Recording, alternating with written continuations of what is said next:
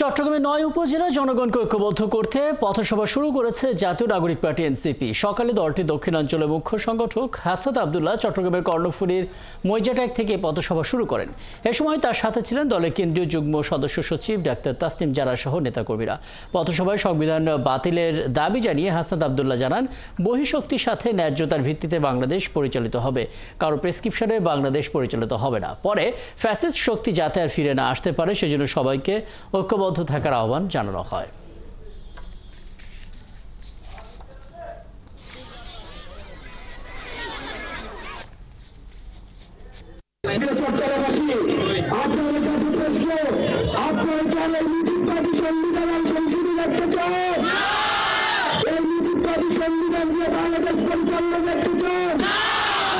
আমরা চাই সংবিধান অবিলম্বে আমাদের বিরুদ্ধ করে সংস্কার করে আমাদের বাংলাদেশের আতঙ্ক বাস্তবায়ন হয় এমন ধরনের সংবিধান বাংলাদেশের ভূখণ্ডে আতঙ্ক বাস্তবায়ন হয় এমন সংবিধান সেখানে কার্যকর করা হোক।